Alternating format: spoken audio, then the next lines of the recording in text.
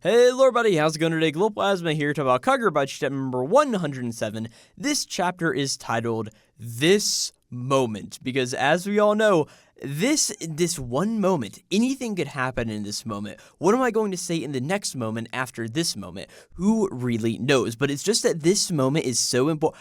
The chapter's titled This Moment. I feel like there's a lot of jokes I can make here, and I feel like I am not intelligent enough to make any of them, right?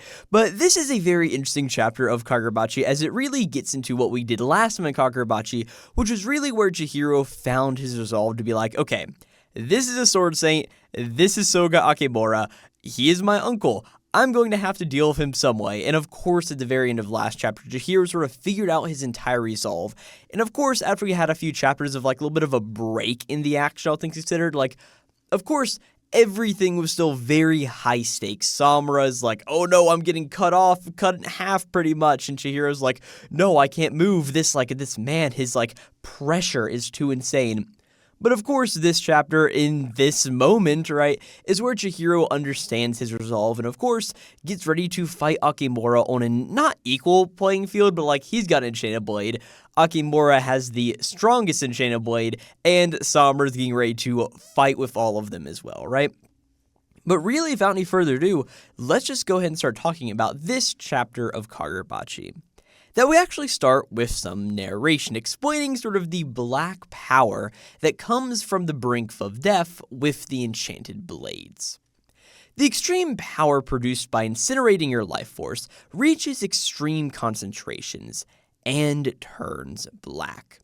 At the threshold of death, it glitters with an otherworldly light. The Magatsumi steals life from others and grants it to its wielder. In other words, the wielder usurps the lives and consumes them. Thus, the force it commands is darker and more powerful. It's the enchanted blade crafted to kill enemies. In the true realm where the sword master treads, its power is even more astronomical. A force that obliterated 20,000 lives. And of course, in this moment, Akemura is holding the Magatsumi, where it's sort of like manipulating all of this like black ichor-like energy. All of these bugs are like sort of cradling around it. And of course, it is like producing and sealing vitality, and of course, growing flowers on people's bodies, which is what we see here as Chihiro looks over on his shoulder like, oh, that's a plant right there. And Samura pretty much reaches over and like just touches him on the side and like, bap. And we just see, of course, he spreads Suzaku to Chihiro that starts going through and like melting away all of the plants on his body. And as they all start to burn away, Chihiro's like, no, don't tell me. In the realm where the sword master presides, simply unsheathing the sword continually sucks the life out of anyone in the vicinity. And Chihiro's like, no, like without Mr. Samura's Suzaku, we'd already be dead, simply by virtue of just being nearby. So this is the power that inflicted the malediction. As Akemura starts to move a little bit closer to where Chihiro and Samura are, as he's just like, Mr. Samura, from where you stand, what is the radius of the area that has been evacuated? And Samura's like, from where we stand, there should be nobody within 250 meters. Which, of course, for all of us non-British people and the rest, I don't know why I cut out the British. Like, I'm an American, and we're like one of the few countries that use freedom units, as we call them. So how many feet is that 250 meters? I'm guessing that's going to be like, what, like 1,000 feet or like 900 to 1,000 feet to meters. Let's go quickly see this. All right. We don't want 1 foot. What we want is 250 meters. And what is that? Yeah, it's about 820 feet. Because, of course, like a yard is like a yard stick. It's about the same as a meter stick. And yeah, it's about 820 feet. So, like, for all my Americans out there, I don't know why I called out the British, right? But either way, Samura sort of replies to Akemura. And Akemura's like, then that's our battlefield. If you go outside that area, you should slit your own bellies. And we get a very close-up on Samura's face here. She's like, whoa, okay then. And I do like this sort of like storytelling here in a way of like, yeah, Akemura doesn't want to harm the Japanese citizens. Like, to these people, He is a good guy, pretty much, right? But in the moment, we then see that Akimura just declares Centipede, as of course these shockwaves go through, rippling back, and like Samura and Chihiro have to do all they can to sort of stay right there. And then Akimura comes up and just slashes Chihiro on his right shoulder. As we just see, oh, that's a lot of blood. That doesn't work very, it doesn't look very pleasing pretty much. And as Chihiro's right shoulder just gets split open here in a moment, we get some narration saying, without augmentation, his base speed rivals Mr. Samura's. And with the Shinichi activated, it's just way too much to contend with, as Chihiro is just going flying here in the moment. And as Akimura is looking like, alright, I warned you, kid, we see that Samura teleports in using Kuro, and of course then teleports right behind Akimura at the same time as Akimura like reaches his sword out to strike at Samura's previous location. Samura then teleports to be like, hey, Kuro, this is my ability, man, and goes through and tries to attack Akimura some more, as Akimura just says, nah, you first, as he goes through and slices off Samura's hand. And it's not like it's like sliced off right like underneath the wrist. No, it's like part of the hand itself. It's very weird. It's like in the middle of the wrist, like, I don't know, like not the stump of the hand I'm going to say, but like imagine if your palm had a straight line through it vertically, sort of like cutting off where your thumb and your other fingers are. That's pretty much how Samura's hand gets cut off, and it doesn't look very good. But of course, this makes Samura sort of lose grip of the Tobimune that he normally wields in his right hand anyway. But then he uses Kuro, teleports over to the blade, and grabs it in his left hand here in a moment, as Akimura just comes towards him and starts swinging the sword again, and he knocks Samura into one of the surrounding buildings in the area. Samura flies up into this building, and Akimura starts to raise up near the window, and just looks very imposing as Samura's standing in here, and he's just like cloaking himself in Suzaku here in the moment. But as he starts doing this, he just starts to think, simply being near it constantly drains our vitality. Suzaku can barely neutralize that effect, which means there's no power left for healing.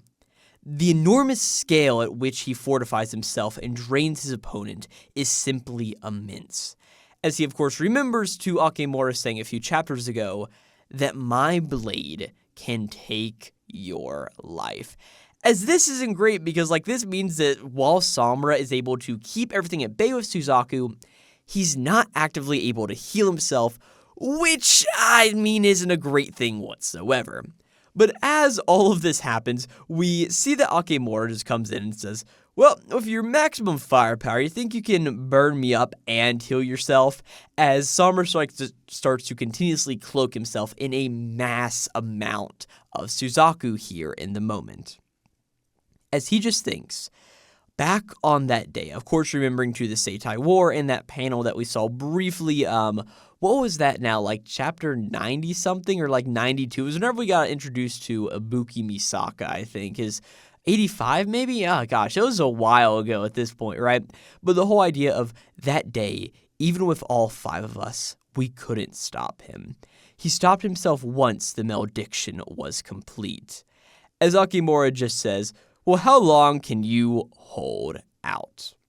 As we cut back outside to where Chihiro is, of course, his shoulder is still slit open here in the moment, and Inton is laying on the ground, and he's just like, oh, what a ridiculous power. At this rate, Mr. Samura. As Chihiro starts to reach his hand out towards the Inton, but vines and all of these things are just spreading out over his entire body. As he just thinks, I've got a mission, as he starts reaching for the blade here in the moment. We cut back up to Samura where, of course, we just get these panels where it looks like everything is just simply on fire. Akimura is on fire, Samura's on fire, Suzaku is literally doing everything it can. As Samura just thinks, we can't kill Akimura, not with his eternal contract, but in this flaming space, we can critically wound him, at least enough to stop him. Centipede and Butterfly require an interval, and he just used them. If we're going to finish this, now's the moment.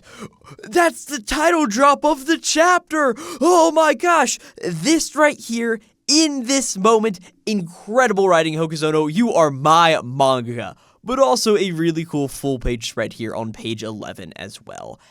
And as we just see, Samura and Akimura strike their blades together, and Samura just doesn't like what he sees. We get this very, very close-up on his eye here in this flaming space here in the moment. As we get in our 2-page spread here on page 13, as Akimura proclaims, 200,000. With one stroke, that's how many lives I took. As we just see everything is devastated. This entire building, things are growing out of it. It doesn't look good. And we now see that Samura is on the ground, massively wounded here in the moment, as Akimura is just standing here. Mr. Samura, you are truly a spectacular sword fighter. And hey, you're even more skilled than 18 years ago. You really surprised me. But it's impossible, you know, so long as I hold the Shinuchi. There's no way you can gain the upper hand. And Samura is just laying on the ground. Everything is ruins around the two of them, as Akimura is just holding the blade, looking down at Samura, as he just continues. I hold the reins. I will purge this society. And Samura's like, I won't let you. As Akimura, starting with you. As he turns around, and we see Chihiro has arrived back on the scene in the moment. And Akimura looks behind him and says, spider. And we see that Chihiro's feet are now immobilized by the spider here in the moment. And Samura looks up, no, Chihiro. As Chihiro looks down thinking, Mr. Samura's flames are extinguished. He's defenseless. And Akimura turns back to look at Chihiro. Now watch from there, as of course Chihiro is immobilized and he can't move. But then we see the Nishiki flowing out of Chihiro's eye.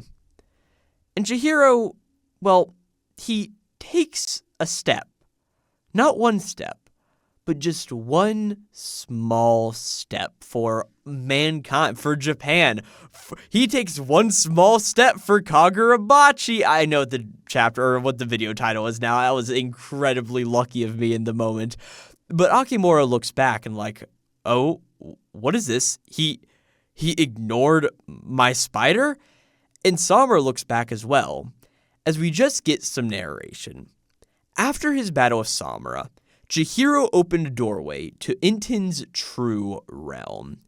As Chihiro just thinks, I won't let anyone die.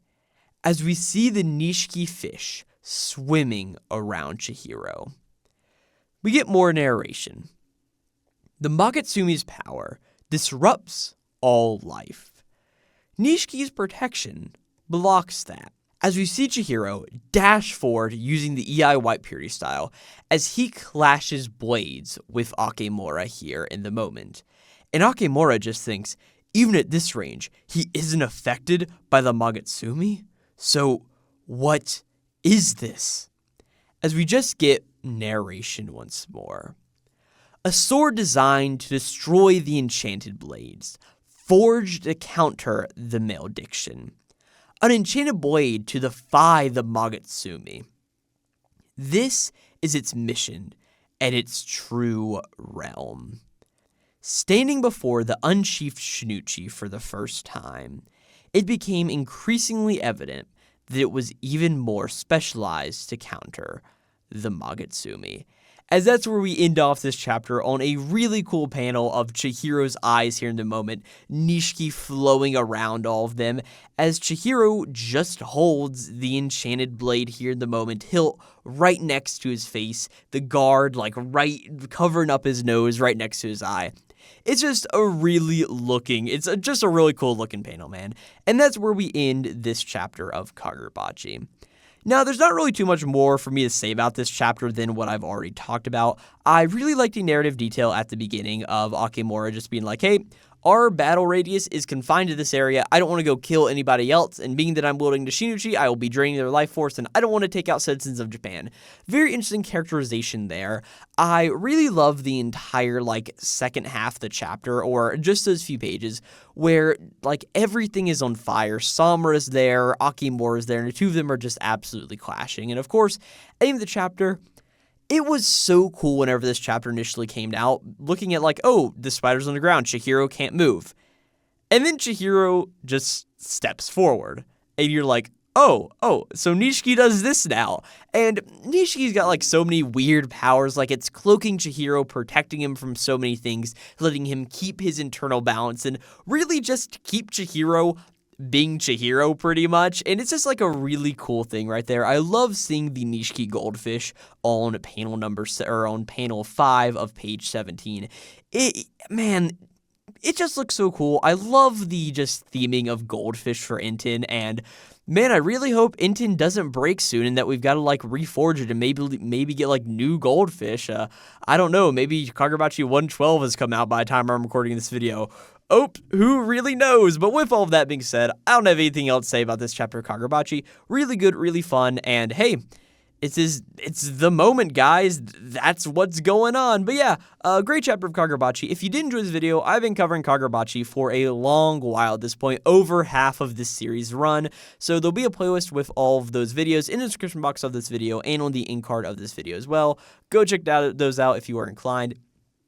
If you have any other thoughts about this chapter that I didn't bring up here in the video, or any things that I did bring up that you're like, nah, that was a really bad in this moment joke you made at the beginning of the video, leave me a comment, let me know. I always love reading comments, like they're pretty cool, you know what I'm saying? Even if I am like 6 chapters behind on Kagurabachi right now, 6 or 7, oh gosh, I said the thing, oh, what am I doing, Glowplasma?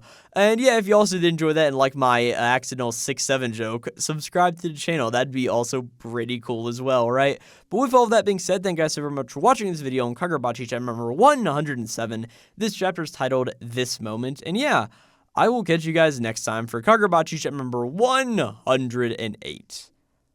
Man, Nishiki looks really cool. And Spider, it's the best Magatsume ability. I'll catch you guys next time. Peak Fiction!